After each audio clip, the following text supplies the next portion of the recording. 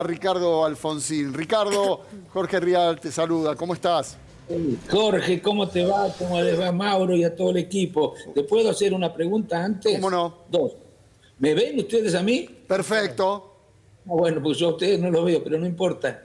Y te cuento más, la salud, ¿cómo andás? Porque andamos con los mismos problemas, tuvimos los mismos problemas, me parece. ¿Cómo andás de salud? Yo bien, después del paro cardíaco, bien. Ahora estoy bien, cuidándome, pero bien.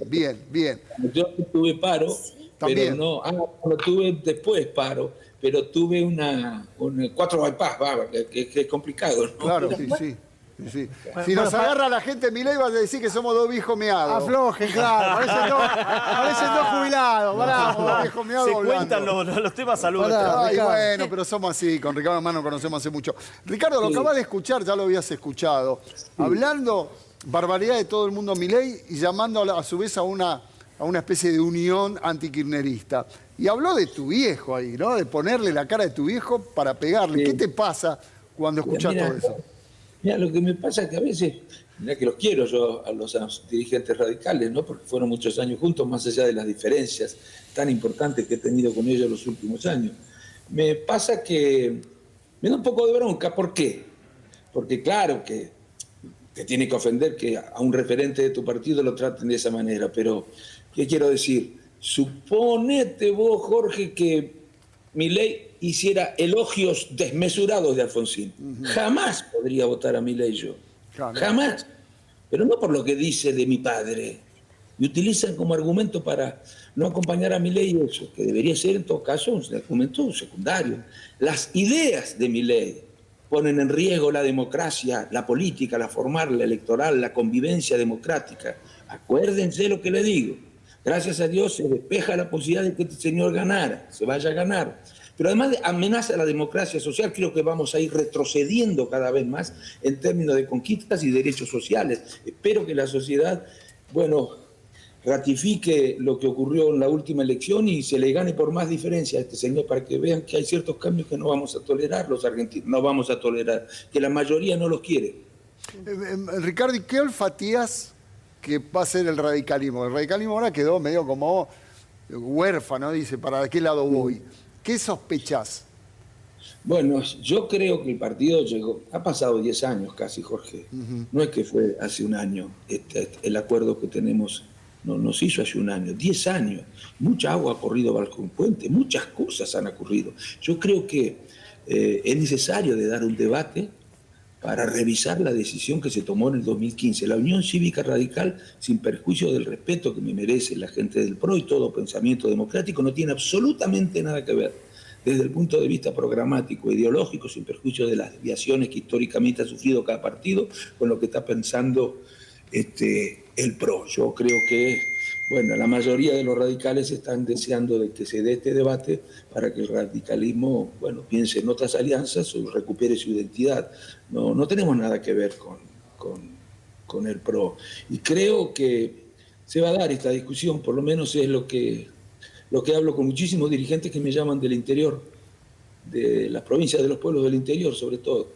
Te cuentan eso. Ahora, ¿qué sueñan? ¿Con recuperar lo que era la Unión Cívica Radical, ese partido centenario, el partido que disputaba el poder? ¿Se puede volver a eso? ¿Hay capacidad? Yo creo que sí, por supuesto que todos los partidos están sufriendo, la política está sufriendo. La gente se ha despolitizado, se ha desideologizado, se ha despartidizado, pero los partidos han hecho lo mismo, eso es lo raro. Se han desideologizado, se han despartidizado, se han despolitizado, casi hacen política a otras instancias y los partidos se han transformado en instrumentos de otras instancias que son las que definen qué hay que hacer desde los gobiernos. Y esto no está pasando solo en la Argentina, pasa en el mundo. Y no con todos los partidos, con algunos menos que con otros, pero esas cosas están pasando. Yo espero que la Unión Cívica Radical se dé un debate serio, profundo, serio, si tiene sentido nuestro partido, o si perdió el sentido histórico y hay que, convertirlo en un instrumento de la derecha como se viene intentando desde el 2015. ¿Vos recomendarías, porque está Sergio Massa convocando a un gobierno de unidad nacional, obviamente? Pues es que me dice perdóname, Jorge, ¿cómo te va, Gallego? Me dice un diputado de Juntos por el Cambio, pero que es del PRO, me dice, la Unión Cívica Radical ya lo votó a Massa en esta elección. Epa. Los números muestran eso. Es decir, el radicalismo ya votó a Massa. Ya hubo un número importante de radicales que hicieron una opción en esta primera parte de una elección. En todo caso, una segunda parte, porque hubo una primera parte que fue la PASO, esta elección general, y ahora viene el balotaje. ¿Vos crees que ahí masivamente el radicalismo tendría que optar por Massa? Para mí tiene que expresarse, pero no lo puede hacer por qué razón. O le cuesta mucho hacerlo, ¿por qué razón? Porque tienen que se rompa. Cambiemos. Yo decía siempre que no se podía hacer radicalismo dentro de Cambiemos, porque la hegemonía la tenía el PRO, y si se hacía radicalismo dentro de Cambiemos, Cambiemos se rompía. Y eso saben que es cierto, saben que les digo la verdad, saben que no estoy macaneando. Mira, Cambiemos no ha representado, miren, les digo, ¿no? Jorge, Mauro y a los demás, no sé quiénes más están, los veo por YouTube. Les digo, miren, el radicalismo, el Cambiemos, sinceramente, no ha representado un aporte de calidad para la política, no ha representado eso en los últimos años, no ha representado un aporte de calidad al funcionamiento de las instituciones en los últimos años, y esto era muy importante para explicar su nacimiento, según los que defendían la creación de este frente, y yo lo sé, yo sé por qué digo estas cosas. No ha representado un aporte para el bienestar general, al contrario, al cabo del gobierno de Macri, sin guerras, sin pandemias y sin sequías, la situación económica y social era mucho más complicada que la existente cuando asume el gobierno, y por supuesto tampoco ha representado un aporte para la recuperación del partido en términos programáticos, más bien nos hemos ido alejando de lo que significaba históricamente la Unión Cívica Radical y de los sectores a los que representaba. Fíjense a quiénes representa hoy el partido. En todos los sectores sociales, fíjense quiénes son los que defienden hoy a Cambiemos y a la Unión Cívica Radical. Son sectores muy respetables, pero no son aquellos sectores para los que nacimos para defender. Nosotros no tienen nada que ver. Ahora pienso que esa discusión se va a dar. Me parece que muchos dirigentes están queriendo dar esa discusión, y si no, bueno, si no la dan, van a seguir perdiendo relación con la sociedad. Claro. Porque si quieren votar a la derecha, van a votar a la original, la sociedad. Ricardo, había una especial atención, digamos, particularmente en España, más allá que Ayuso hoy dijo que lamentaba que no ganara Milei, pero había una especial atención por este fenómeno de la derecha ganando en un montón de países, que acá se haya logrado frenar, por lo menos por ahora, ¿no? ¿Había atención por eso?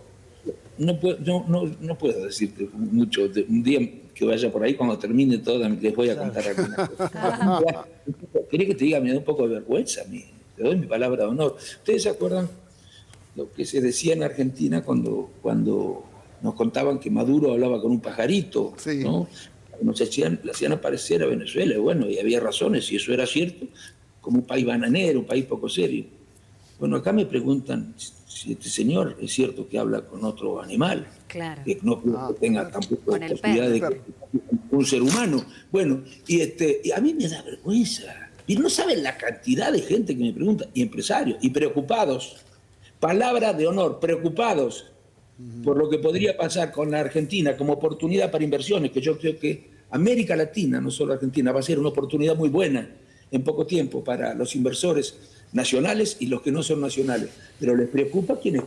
Les preocupaba que ganara este señor, porque allá también se daba por descontado el triunfo de Milei. Sí, claro, acá lo daban por descontado, claro. Teóricamente hoy estaríamos hablando de Milei presidente. De hecho vino Vox, exactamente. Vino Vox, claro, exacto. Vino Vox. El hijo de Bolsonaro. De Alemania, vino la ultraderecha alemana también, vinieron todos, ¿eh? Yo tengo amigos en los dos partidos acá, los dos partidos principales, ¿no? El viejo tenía amigos, yo le he dado muchos de esos amigos a los hijos o a los padres, a los que eran casi contemporáneos con mi padre. Y a ambos me preocupan. No sabés la llamada que he tenido por el resultado de esta elección, la sorpresa que les ha causado, y yo te diría, la alegría que les ha causado, porque les preocupaba mucho que un señor que llama a sus adversarios ratas, parásitos, excrementos, inútiles, y alguna otra barbaridad que no me acuerdo, gusanos, que le dice al Papa, que está gobernado por el maligno, por el demonio, pudiera ganar las elecciones. ¿Se imagina lo que podría hacer una persona con esos rasgos de personalidad conduciendo o con el poder del Estado, porque en la historia siempre las grandes violencias y los gobiernos totalitarios comenzaron con este tipo de violencia verbal, con esta suerte de demonización y animalización del ser humano. Ahora, Ricardo, pero ¿cómo va? Sofi Caram, de este lado, un placer. Hola, Sofi, ¿cómo te va? Muy bien. Ahora, la contrapartida, la otra cara de la moneda, es que esa opción tan violenta sacó un 30% de los votos, que tal vez se podía pensar que podía ser algo más marginal, 10 puntos, 15 puntos. 30% de los votos es mucho. Muchísimo. Y eso tiene que hacernos pensar a todos. Claro. Yo lo digo en Europa porque este fenómeno se está dando en otros países. No puedo mencionar ninguno, pero ustedes lo saben mejor que yo. En muchos países se está dando. En Europa, en América. Bueno, y esto yo les digo que tenemos que preguntarnos por qué razón en países tan distintos y tan distantes se da el mismo fenómeno. ¿Qué tienen en común todos esos países? Y para mi gusto lo que tienen en común es que desde los años 80 se empezaron a aplicar políticas llamadas neoliberales, con diferencia de grado, que fueron generando la sensación o la experiencia del retroceso en materia social. Y eso que en Europa viven mucho mejor que nosotros, claro. Pero ellos no se comparan con nosotros, se comparan con ellos mismos. Claro. ¿No? Y aclaro eso, España es de los que mejores está. Aclaro esto, no porque esté en España, pero es de los que mejores está en varios sentidos, porque todos los países de Europa están atravesando una crisis severa. Es otra cosa que deberían conocer los argentinos, ¿no? No es que sirva de consuelo, pero tal vez nos permite comprender mejor lo que nos pasa a nosotros y se dan cuenta que en todos los países hay la insatisfacción democrática de la que habla Cristina. El desencanto frente a la democracia, ¿no? Ricardo. Es muy peligroso, sobre todo si hay gente que no comprende que ese clima no se puede exacerbar. No podés fomentar ese tipo de bronca, de rencores y de odio, porque no sabés cómo terminan esas cosas. Bueno, y este señor creía que quedaba bien diciéndole ratas, miserables, gusanos. No lo habíamos visto nunca en Argentina. Nunca lo habíamos visto. Ricardo, buenas tardes. Diego Brancatelli lo saluda. ¿Cómo va? Diego, ¿cómo te va, Diego? Sí, te veo también. Tanto tiempo. Ricardo, Alberto Venegas Lynch dijo que si ganaba Milei había que cortar relaciones con el Vaticano y cerrar las embajadas en el mundo, porque no sirven para nada las embajadas. Digo, nada de lo público, nada de lo público. Y la Iglesia en el fondo también es una cosa que tiene que ver con lo público, no es una empresa privada, digamos, nada que no se pueda manejar en el mercado sirve para ellos. Bueno, y piensan eso, y son, yo creo, a ver, no comparto. No sirven para nada las embajadas, como embajador, digo, cuéntele a la gente qué es tan importante es. No tienen la menor idea. No tienen la menor idea, es una tarea muy importante, casi no solo la económica, hay una tarea política muy importante que se hace en las embajadas. Tarea política que después tiene incluso repercusiones económicas. Por ejemplo, cuando viene un presidente, dije la palabra, no quería decirla. Cuando viene un político que ha tenido responsabilidades importantes a hablar muy mal de la Argentina, en los medios o en reuniones con empresarios o con funcionarios, después tenés que desarrollar una política muy importante con empresarios, con funcionarios y con medios, para tratar de neutralizar un discurso que desalienta eventuales impresiones. Mucha gente está interesada en formar parte de lo que piensan va a ser una oportunidad de negocios muy interesante que se van a generar para toda América Latina y para Argentina en particular. No, es muy importante el trabajo de las embajadas. Sí. Ricardo, Sergio Massa, cuando habla puntualmente de las embajadas, habla de eso, de unidades de negocio, además. No solo te representan diplomáticamente, abrir el mercado argentino en el exterior, claro. Digo. Son también una unidad de negocio. Mirá Brasil. Es una unidad de, suena mal unidad de negocio, pero es así. Y en un mundo convulsionado, andá a preguntarle a los ciudadanos argentinos que estaban en Israel si la embajada de Roma y la de Tel Aviv no los ayudó, no sirvió de algo. Que son tarados todos los países del mundo que tienen embajada, y los más importantes tienen embajadas mucho más grandes, que son tarados porque les divierte. Pero no, mijo, son cuestiones muy importantes. Ahora, el que no tiene ni idea de lo que es la política, el que cree que todo lo tiene que resolver el mercado, el que cree que todo lo que tiene que ver con la economía tiene que ser resuelto por los actores del mercado, empresarios y trabajadores, y bueno, va a estar contra el Estado, va a estar contra la embajada, va a estar contra la Iglesia, porque la Iglesia seguramente va a defender la justicia social. Y eso no les gusta, porque es una aberración conceptual, según dice Milei. Y con este señor había algunos radicales, gracias a Dios la mayoría dijo que se quería reunir. Yo les dije, cuando este señor, algunos radicales dijeron eso antes de las PASO, Cuando dijeron que había que reunirse con Milei para impedir que ganara Kicillof, yo dije, yo pienso exactamente lo contrario. Yo creo que si a la segunda vuelta llegara Milei, tenemos que reunirnos todos los partidos democráticos para que no gane Milei. Pero perdón, no es una cuestión personal, lo digo porque es más fácil que andar recordando el nombre, por lo que piensa, porque todo lo que él piensa es lo contrario de lo que se necesita como acuerdos mínimos, básicos en democracia para poder cuidarla. Está bastante ofendida la gente con los gobiernos y con la democracia desencantada también hay que tener cuidado. Sí, bueno, él hizo mucho hincapié en eso. En un momento habló de un desierto de 40 años para referirse a la democracia. Absolutamente, bueno, porque claro, dice anarcocapitalista, a mí me lo decía. No me decía que le pegaba en el bolso ese a mí, eso no me lo decía. Pero me decía que me quería mucho, y probablemente me quería. Yo creo que es un hombre que en ese momento me tenía simpatía y me decía eso. Bueno, pero no creen en otra cosa que no sea el mercado. Y el mercado no es un enemigo, el mercado no tiene propósitos éticos, no tiene propósitos que tengan que ver con la justicia social, no le preocupa la igualdad. El mercado funciona en función de criterios económicos. El criterio económico por excelencia es la rentabilidad. La política es la que te tiene que dotar y no es fácil, es muy difícil. Y espero que los que creían que era muy fácil, esos que decían, van a ver cuando lleguemos nosotros, todo es muy fácil, si no se resuelven los problemas porque los políticos no saben nada, no conocen el mundo, no van a las universidades. Bueno, un día llegaron esos acá a Argentina. Y gobernaron 4 años. Y lejos de estar mejor las cosas, los 4 años estaban peor. Bueno, este señor Milei cree lo mismo. Cree que todo es fácil sin perjuicio de que hay que ser muy severo y muy duro con la política.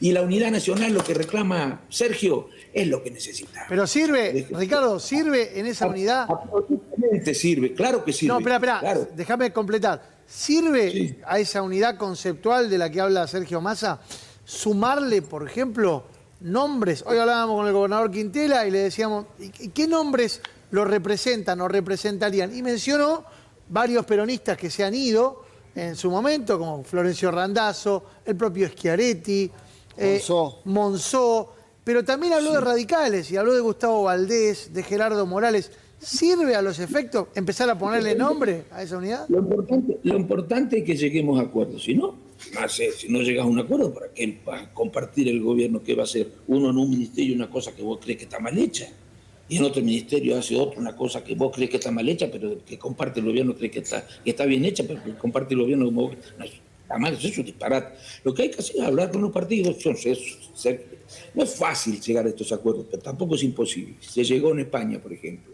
Bueno, y creo que lo que hay que hacer es ver en qué puntos. Yo estoy seguro que si el radicalismo se pone a hablar con el Frente de Unión por la Patria sobre educación, se van a poner de acuerdo. Mucho más fácil que con el PRO incluso. Porque el PRO cree que hay que educar solo para el mercado. Está bien, para el trabajo, para desenvolverte en la economía. Pero además tienes que educar para vivir en una comunidad democrática. Que hay que formar en valores. No somos simplemente trabajadores o consumidores, somos algo más. Obvio. Ricardo, te quiero hacer una última pregunta, media frívola, se saco de la política, pero tiene que ver, viste la película 1985, un exitazo. Y acá hubo algunas quejas porque no aparecía tu viejo ahí. ¿A vos te hizo ruido eso?